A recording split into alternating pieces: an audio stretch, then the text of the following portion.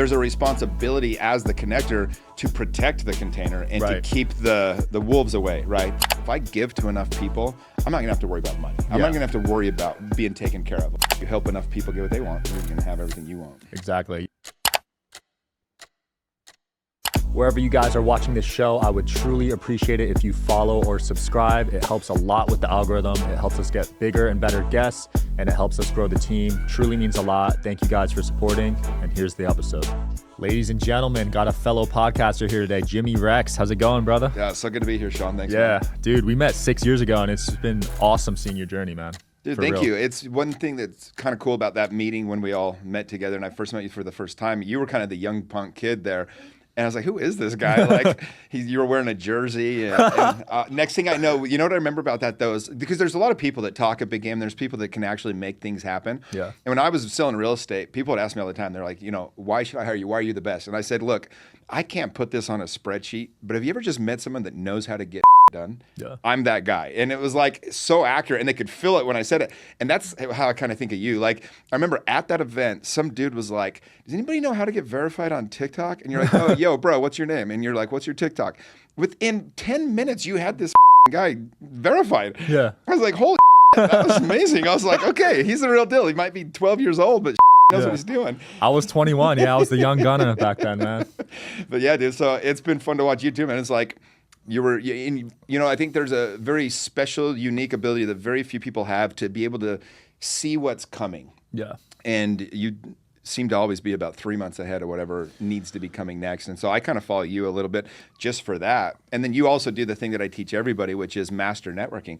And it's just get enough great people together, get enough people that are moving and put them in the same room, and they'll never forget who connected them. Absolutely. You know, and so you end up becoming this guy that just kind of connected everybody else. And because of that, they always are trying to return the favor any way they can. Exactly. Whenever I go to a new city, LA, Texas, wherever, I at least have a dinner. So I'll at least invite 6 to 8 guys, have a dinner, connect everyone together, pay for it. And sometimes I'll even have a whole event. Mm-hmm. And like you said, when you connect people together, they don't forget. And you see it in the group chat when I'm connecting all these people. Like, there's a lot of good energy in there. Yeah, I mean, that's how I built my entire real estate business. Is I literally just started throwing events. And, you know, I had these friends over here and these ones over here. And then, you know, one of the most genius things I ever threw, I threw a date auction to raise money for Sub for Santa. And it had 2 purposes. One, I wanted to get to know all the most legit guys in town. Yeah. And I wanted to get to know all the hottest chicks in town, right? And so I'm calling the literally 15 most attractive girls in the entire state. And I'm like, hey, I'm doing this charity auction. We want to auction you off. It's guys that, you know, obviously we're going to do 15 girls, 15 guys. And then I'd call like the jazz players, the star college athletes in town. And I threw this event. And I just connected all these people. Mm-hmm. And like, so for example, Kyle Van Noy was the star football player for BYU at the time. He ended up winning a couple of Super Bowls with the Patriots. His wife was Miss Utah at the time. They met at my event. Wow. And so I've been family with them like, sick. Forever. And so like when he won the Super Bowl, the first one that he won when they came back and beat the Falcons, I had family passes. I got on the field after the game. Like, it's just like, you never know where these things are going to go, but it's just my job is to connect good people. And by the way, you know this too. There's a responsibility as the connector to protect the container and to keep the wolves away, right? The guys that are just takers, because you're a giver, I'm a giver, and so it's very easy. You attract other givers. Right. But when you get a taker comes in, it's very quickly you kind of figure out who they are because they're just trying to get stuff all the time. And I've always just done this thing where it's like, look, if I give to enough people, I'm not going to have to worry about money. I'm not going to have to worry about being taken care of. Like, my part's going to be done. And, you know, it's the Zig Ziglar quote, which is, you help enough people get what they want, you're going to have everything you want. Exactly. Yeah, connecting's very delicate, too, because if you connect them with the wrong person, and I learned this lesson early on. Unfortunately, I connected someone with Adrian Morrison when I was 21. The guy ended up scamming him. I was like, oh, my gosh, I got to really do due diligence now because that could up your reputation. Yeah, I'm very careful, too, who I'll put my name on, you know, and I always, so this morning I was texting a good buddy of mine here it's in Phoenix. His name's John Matson. He's like, hey, I know you're close with Ed Mylett. He's been my one-on-one coach for the last a little over a year. And I said, let me hit up Ed, but I fully trust this guy. But like, that's a connection that like, I could screw up an entire year's worth of goodwill with Ed if this guy was a taker. Right. But I said, what do you want to meet him for? He said, I really want him to come out and speak. It's only a group of 200. He goes, what's his fee? I said it. He goes, yeah, that's going to work for our budget. I was like, awesome. So now I'm hooking Ed up. Ed comes back. He goes, hey, by the way, I'm meeting with Brandon Burchard in an hour. I'm going to get you connected with boom, boom, boom, boom. And so it's just like, that's how it works though. Like but you do have to make sure that whatever connection you're making, there is a responsibility just to protect that person. And, I've had people hit me up all the time. They're like, hey, can you connect me to so-and-so? And I was like, well, what do you want? And they're like, oh, I want to see if I can, if they want to use my service for this or that. And I'm like, dude, you can't, no. Like, you have to create value first. Right. It's not about like, I need something to do you a favor. It's, I need to make sure you're a giver, not a taker. Absolutely. What have been some key lessons you've learned from Ed Mylett? The first thing about Ed, the most important thing I learned from Ed is he is so good at helping people see why they're great. I've always said, weak leaders say, look at me, look how great I am, right? Yeah. We all know those people. Yeah. And Ed's the opposite, man. He says, you're great. Let me show you why you're great. And so he does this thing where he says, let me tell you about you. And, you'll be in a room, 10 people, 20 people, it doesn't matter. And Ed will find a way to help you be seen in a way that, and it's true. So when he says it, it just feels so much more important to you. And he's really good at just being like, if I was doing it to you, I'd say, Sean, let me tell you about you, man. You're a guy that is absolutely, committed to being the best at what you're doing. You're a person that doesn't stop, where most people would have stopped, they'd still be doing the NFTs or the baseball cards or the jerseys or whatever it is. And you're over here like, no, I haven't even started what I'm doing yet. And that kind of thing inspires people to be around you. And that's true about you. So as I say it, you're probably like this guy sees me. And that's the thing that Ed does so damn well. Yeah. And that's the first and best lesson I've gotten from him. The second thing is Ed's obsessed with making sure that you are taken care of by him. So like, for example, he'll check in all the time and just be like, hey man, what do you need? What's going on? Where are you at? And for a guy like that to be doing that with me, it shows me that it's a deeper relationship. Like, we'll be friends forever. And you just want to run through walls for that person, right? Yeah. And so you'll do whatever for him. So those are a couple of quick ones. I mean, I've got a whole list, but. That's cool. And what role has mentorship played throughout your journey? Yeah, so I, thankfully, very early on in real estate, when I started as a real estate agent, 6 months into the business, I'd sold 3 houses, dude. And I was like, I don't know if I want to do this. I'm not very good at it. And I hired this mentor. And it was like, I had to throw my hat over the fence. It was a real stretch to pay. It was $1,000 a month, which at the time was more than my mortgage. I was like, I had to tell him to hold my credit card for 45 days when I first signed up. I mean, I did not have the money to do this, but he'd given us a couple of homework assignments and they worked. And so I was like, damn, I need to take a chance on myself. And so I did it. And by the end of that first year, I'd sold 60 homes using their system. Yeah. So I became obsessed with mentorship from day one. And I, because of the success I had, in fact, yesterday I was here in Vegas. I did a podcast with a guy named Tom Ferry. He's the #1 real estate coach in the country. And he was one of my mentors. And I was talking to him. I was like, man, just the opportunity that I had, these doors that blew open. I had him and his dad, Mike Ferry, and this guy named Bill Pipes. They were probably the 3 top real estate coaches in the country. And all 3 personally mentored me. Wow. And there's a couple reasons why. And you've cracked this code. As a young person, older people want to be around energy, enthusiasm. And that's what I always knew. I could see these older guys, like I'd come to their lunch or their luncheon or their meet and greet or whatever the hell it was. And I could just see them when I was talking to them, they'd kind of start smirking. They just I kind of just like this guy's energy, you know? And so I came up, obsessed with like, how can I create this energy when I'm around these guys? And so they took me in and they mentored me. And next thing you knew, I was selling hundreds of homes a year, top agent in the country kind of thing. And it just, my whole life changed. And so when I kind of got over real estate coaching, because you can only coach the same thing for so long, I was like, all right, where else do I want to grow? So I hired a relationship coach. I hired a social media coach. I hired a mentor for this. And what I do, and this is why I found Ed, is I essentially just say, okay, who used to be where I am that's now where I want to be? And I get obsessed with that question in any area of life. And then I go hire that person or go be around that person, find a way to create value for that person, get in that person's world, and then I just soak it all in. And eventually you close that gap and you become that person. And so that's kind of my hack for mentorship. That's why, like right now, one of the things I'm working on is like I've been this kind of in this party phase for a really long time, and I've kind of shifted into like, okay, it's maybe time to settle down a little. Well, who wrote the book on that topic, going from that to that? Neil Strauss literally wrote the book on the game and the book on the truth of how he shifted. So I went and hired him. So he's my one-on-one coach. So like Neil coaches me on relationships. And I'm like, everything he says, I'm just like, this guy's a genius, but it's because he's been there, he's done it. So I found the person that is the most qualified by far to do this. And that changes, it just expedites your growth by 10 years. Yeah, I see a lot of successful entrepreneurs, they're all about work, so they kind of struggle on the relationship side. Were you in that situation? Yeah, and for me, it was more about like, I kind of went through these phases where I just really love people. I love dating. And I had a little bit of an avoidant, it was kind of a perfect storm against me. So I would get in a relationship, and I always thought, you just find a person that it's easy with and then you go. Yeah. I didn't realize, like, just like my worker, I really think I have my dream job now. I love what I get to do. I love it. Like if I had $5 billion tomorrow, I would not change what I'm doing. Wow. Yeah, I love what I get to do. And it's because I earned that. I built that. I worked for that. And it doesn't mean it's easy. It's hard as hell. But because of that is why I love it so much. And I finally figured out through Neil that's how relationships are. So what I would do is I'd get in a relationship and it wouldn't be perfect. I'm like, oh, I guess she's not the one. I'd move on to the next one. And unfortunately, I'd, learned how to get new people around very quickly. And so it just kind of became this thing ran the same game for 15 years of just kind of, and it was, I wouldn't do it any other way, but it was like, I think I've gotten to a point, Tony Robbins talks about the transformation of change. There becomes a point where you get a little bit satiated with it. Yeah. Like the thing that used to bring you so much pleasure no longer does.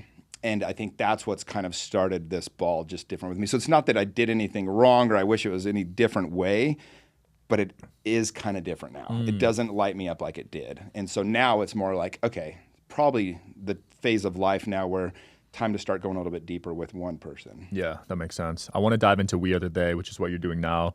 500 guys you're coaching, one of the most successful masterminds I've seen, 95% retention rate. Yeah.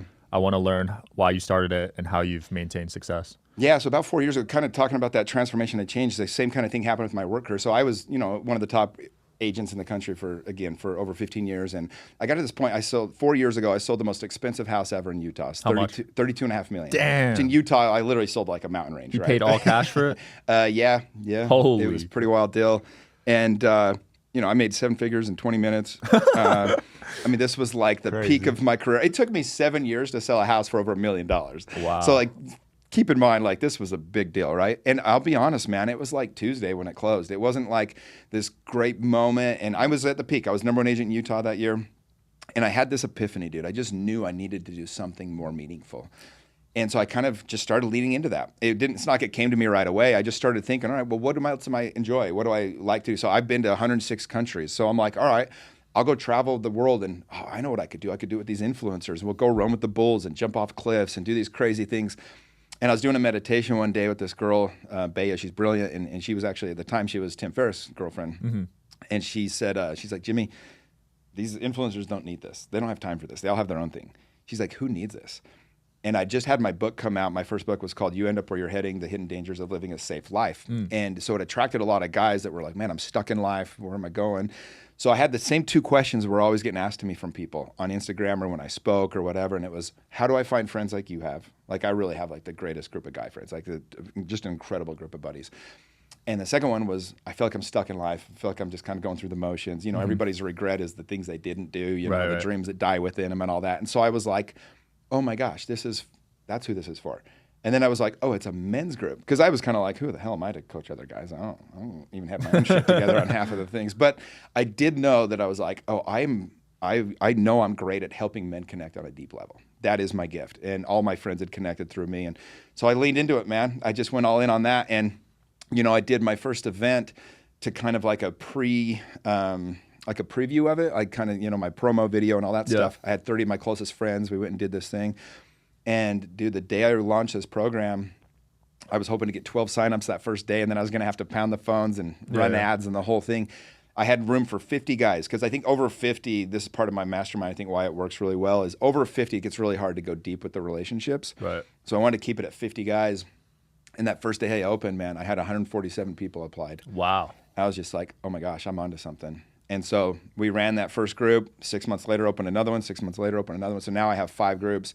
plus my tribe, and yeah, almost 500 guys now, and amazing. It's just been awesome, man. And what makes your masterminds different from others, you think? I think the number one thing, because I've been a part of so many, we're a part of a couple together and everything, and they're all great. You're going to get what you put into it.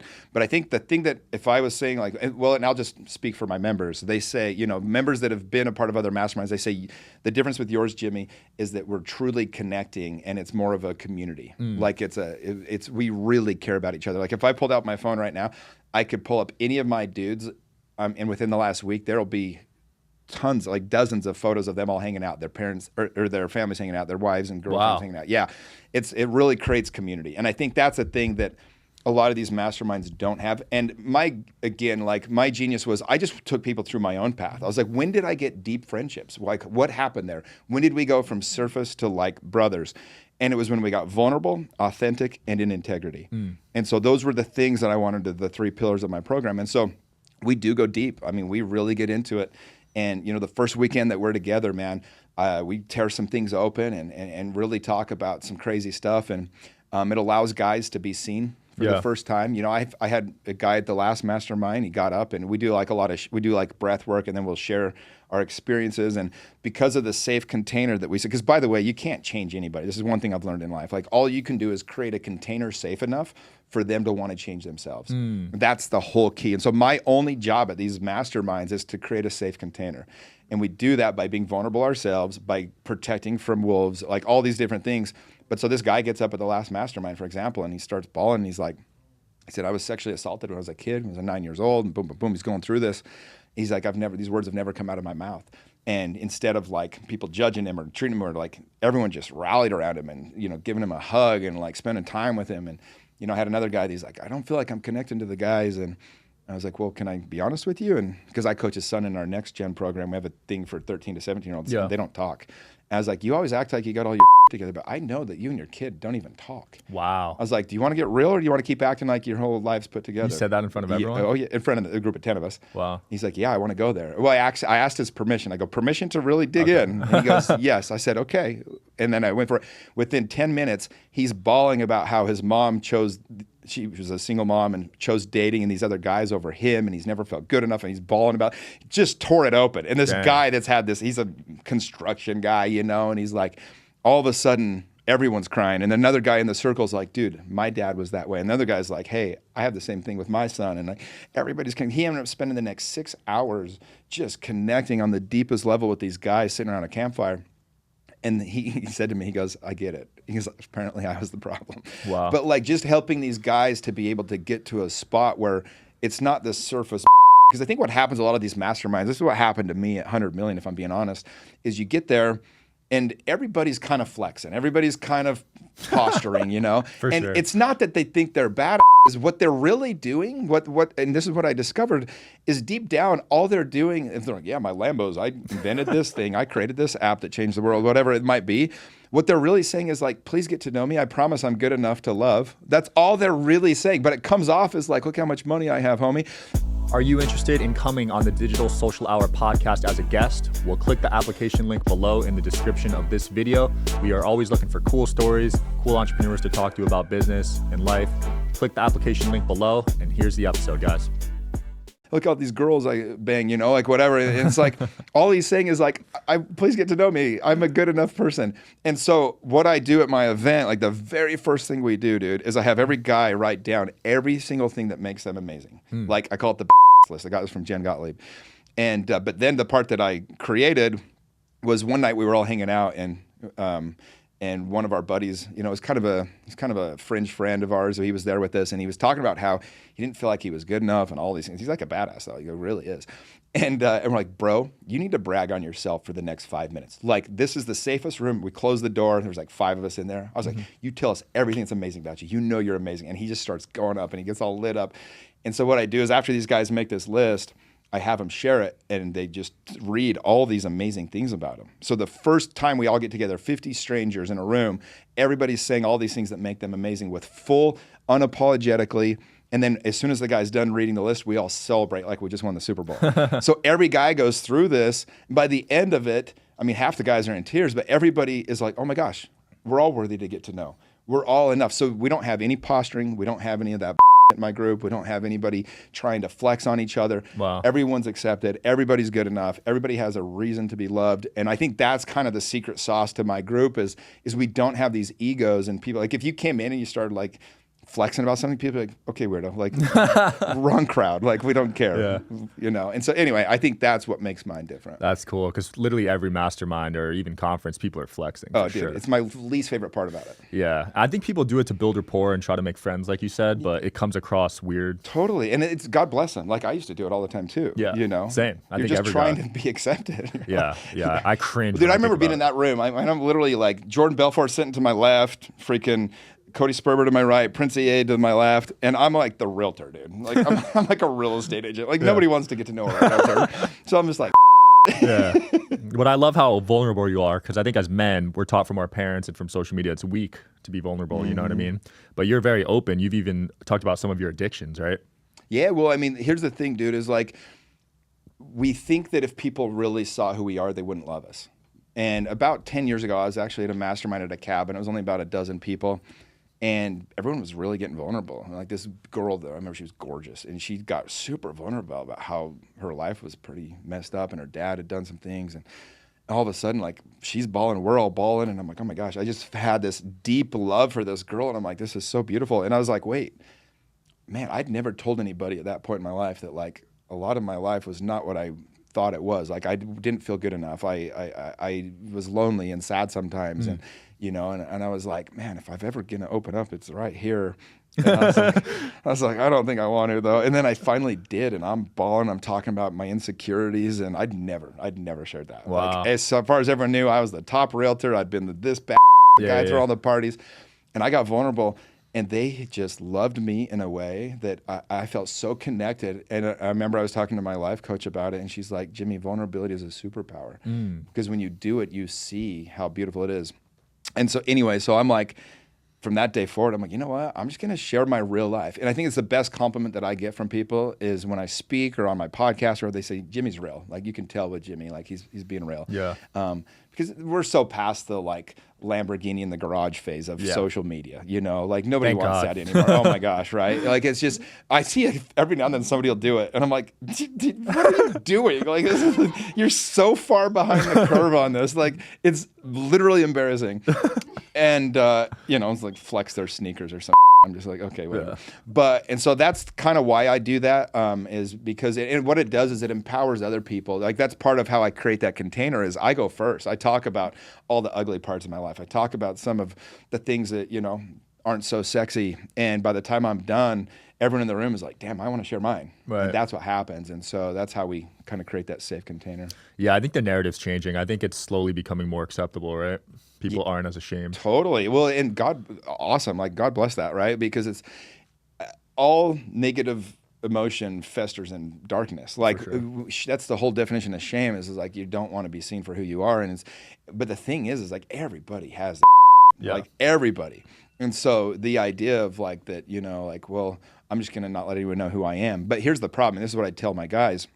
When you don't share who you truly are, you don't trust the love that you get, because deep down in your subconscious mind, you're thinking, well, if they knew who I really was, they wouldn't love me. Wow. So all the love that's trying to come to you, that people are trying to give you, you don't feel it. Wow. Because you don't trust it. And so when you get vulnerable and you go, all right, here I am, you might lose a few but like every person that's there, bro, you trust it. So I had one guy, I'll give you an example. He, you know, he's a super religious guy, and him and his wife he's in my group, and him and his wife had been married for a couple of years, and he used to be a bodyguard, and he would go to these strip clubs with the rapper that he was a bodyguard for, and, you know, did some things that he shouldn't have done, never told his wife kind of thing. And so after our first event, he's like, man, he got up and he's like, I got some things I got to share with my wife. I used to do these things. And so he goes home and tells his wife, you know, and he just decides like, I want to be vulnerable. Because I explained this like, hey man, if you want to really know if you're loved, rip off the Band-Aid, but like really be vulnerable with it. And he did. And he said for about 4 hours, she didn't talk to me. And then she came over and he's bawling. He's a big guy, dude. Like he's a bodyguard. And he's bawling on the phone. He goes, bro, for the first time in my whole marriage, I know my old wife loves me. Wow. And I was like, you know, like that's what it's all about. I get goosebumps every time I think of these stories. And I've had literally 50 of these experiences, bro, where guys go and, you know, get this thing off their chest. Because people, it gets heavy, man. You can start carrying that backpack with that rocks in it. And But when you actually expose yourself and let people see who you are, I haven't had a single guy do that and like lose his spouse or his person because of it. Amazing. Like, yeah, because people love that vulnerability, man. Because that's where you really connect. And I tell the guys in my group that are married, it's like, look, if that's not your safe person, if you can't be everything and nothing with her, if you can't expose everything that's going on within you and still feel loved in that moment, like, what are you even doing it for? Yeah. You just got a roommate, you know? For sure. But that deep, deep emotional connection comes when you're really vulnerable and allow that to be part of it. Man, it really sounds like you found your purpose. I feel like when you were making millions in real estate, you weren't as happy as you are now. Yeah, I mean, real estate was perfect for me. It was an era of my life that I'm just grateful that I got to do it because it allowed me to really hone all my skills. And then I just shifted all those skills into what I'm doing now. But it's, you know, I spent a lot of time to figure it out, man. And, you know, I went to a Tony Robbins event and you come up with your life's purpose. And I came up with mine, which is, you know, the purpose of my life is to share my tremendous love with all of God's children, bringing happiness to others through my playful soul, and by being an example of living an extraordinary life. And when I came up with that, I was, oh my gosh. And so that's been my driving force, my North Star. And yeah, this is literally, if I don't joke, well, a couple of years ago, I had an investment in a tech company, Nikola Motors. I'm sure you've heard of it. It was kind of ended up being a little bit of a scam, but I was a seed round investor. Wow. So at one point, my stock was worth over $30 million. Dang. So June 9th, 2020, freaking stock skyrockets. I'm worth over $30 million. It's in my Fidelity account. I can't cash it out till December. I was locked up. Oh, got it. But I had that entire, about a 4-month period before it kind of collapsed. Basically what happened is this Hindenburg report came out and I lost $20 million in a day. Damn. But for 4 months, I was like, I'm never gonna have to worry about money again, right? I mean, I still ended up having a decent enough exit, but it was not like life-changing money. It was just enough to be comfortable again, right? But like, there was a point where it's like, I'm never gonna have to worry about money. What do I want to do with my life? So in summer of 2020, in the middle of the pandemic, nowhere to go and all the money in the world, I got to really think about what I wanted my life to look like. And dude, it's exactly what I'm doing right now. Amazing. Yeah, it's like I wanted to use my experiences and, you know, I was on this journey to basically be enough. And in that, I went to every conference and seminar and event and books and mentors and coaches. And so I just took the best of all of that and put it into this program. And dude, it's so fulfilling. Like I'm leaving here, I'm headed straight to the airport. I'm headed to Phoenix with 50 of my guys for the weekend. We're doing breath work. We're gonna go skydiving. We're going paintballing. I got Cody Sperber and Pace Morby coming to speak. That's awesome. Just this incredible weekend. Like all these things, we're all just gonna be hanging out. And it is life-changing every time. And like this is what I get to call work, bro. Like it's pretty cool. And do you think you need to reach a certain amount of wealth to get to that stage? No, I mean, somebody asked me, like, where's all this going? It's like, look, I want this to keep expanding, but it's there. Like, I'm so happy with, like, exactly where this thing is right now. And, you know, money is a magnifier, and I know how much good I do with it. And so, like, I want to get as much of it as I can. Right. But it's never been my driving force. Like, when I lost that $20 million, you'd have thought it was the worst day ever. It honestly was. I didn't care. You didn't care? I was in Texas shooting pigs with some friends from a helicopter. And it's just had this funnest day. And it was just like, okay. And honestly, though, like, I can look at it now, like, think about this, dude. So I got enough money to, like, be able to go to my next phase of life, you know? Yeah. But if I'd have made, like, $30 million on that, my entire story, people would just be like, well, Jimmy made all of his money on that fraud company. I could have never done what I'm doing now.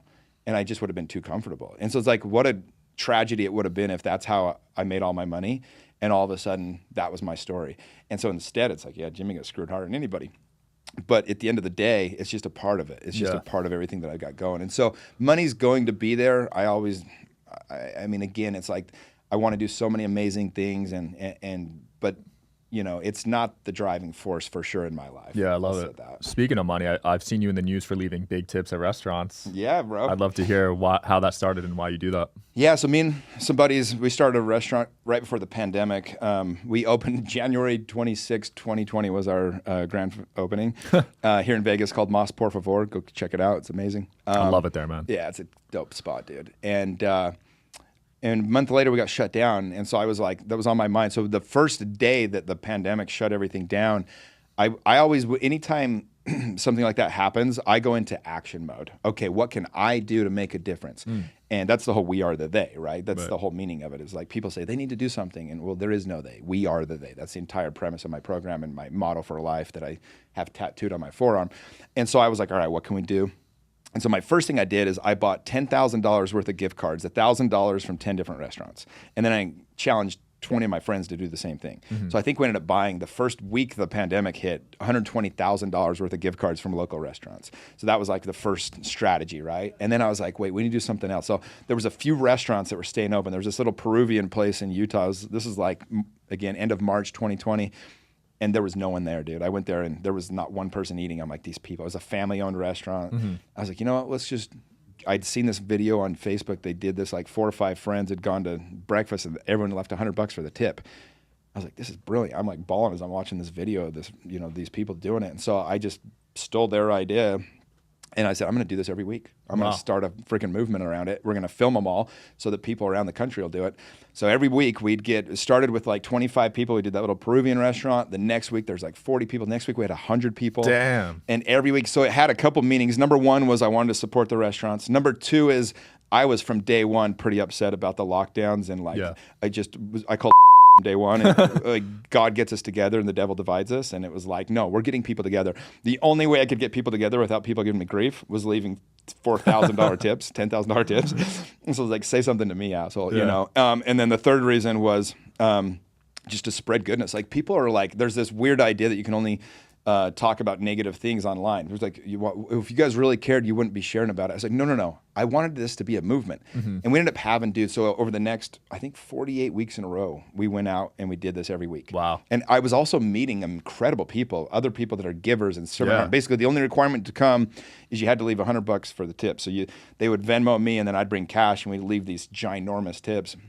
We had these life-changing moments one after another. But then what happened is I started getting tagged all over the country, dude. I mean, probably over 1,000 people tagged me on their own meal, leaving $100. Wow. But then we had probably 400 of these events happen across the country. We had one in Germany, Colombia, Mexico, like all over the place. Dang. It's still happening. Like, so we're trying to revive it right now. $100 dinner club. I set up a website for it. We're going to post all the videos. And then I have like, anytime somebody hosts, I got tagged on one last night. The guy sent me the videos. I'm going to start doing it out here, man. Yeah, dude, please do. And anytime somebody hosts one, I'm going to send them like a special limited edition necklace that they get for it. And we just want it to keep going viral. And a lot of people are like, don't understand. They're like, why are you guys, why do you film it or whatever? It's like, because last week, this waitress in Kentucky just got a $1,400 tip, and because it was a realtor that follows me on Instagram, and I was like, that he was inspired enough to do it, and they're happening literally every day. The one last night, I don't even know the guy. It was a bunch of Chinese people that I don't even know what city they're in. They all left this giant tip for their waitress, and I freaking love it. You started a worldwide movement, man. But yeah, man. So that's the goal, and and so we want to keep it going, and we have crazy friends like Dan Fleischman that are like, let's do $1,000.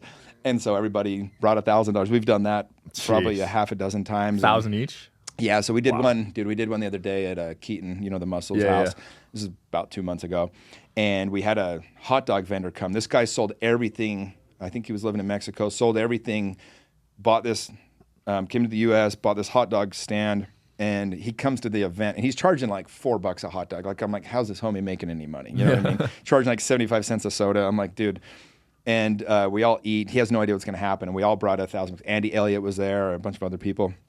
And we ended up giving him a $42,000 cash tip. Holy. And dude, it was so funny. He had so much money, it was spilling. We have a video of it. It was online. all cash? Oh yeah, it's spilling, bro. It was spilling all over the yard. It was so funny. And this guy's just bawling. He's like, I sold everything to try to do this. He's like, wow. This is.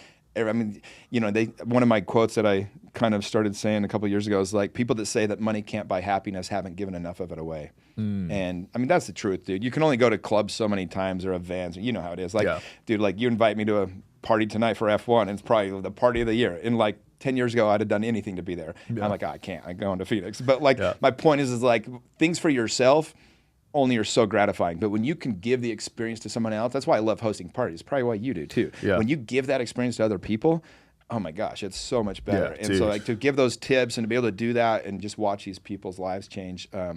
That's facts, man. This Christmas, we're feeding 1,000 families, and me spending $5K on that compared to me spending $5K on myself, of course, mean, it's not even close. I mean, beautiful, it feels amazing. But we got a really young audience, people in their 20s. What advice would you give them in terms of investing their time and their money? Yeah, I mean, my philosophy on money is pretty simple one. Unless you're making $200,000 a year, you just don't make enough money to make a difference investing in anything but yourself. And so, I have a whole podcast about that on my podcast, The Jimmy Rex Show. But so that's my advice to younger people. They're always like, what do I buy? I'm like, nothing. Go get coaching skills. Like, make yourself the asset, because nothing's going to bring you more money than just having a better skill set on yourself. And then my other advice is, if the gift of my life was I worked so hard in my 20s that my 30s really were just they were so fun, dude. It was like a breeze. Just a breeze. It really was. Like they're as easy as like. And it's so funny. I was talking to J-Rock on my podcast the other day about this. He's here in Vegas, and he basically was the top promoter guy for the Palms and all that back in their heyday. And there's just like, it's so much fun to do all those things and to have the party and all that stuff.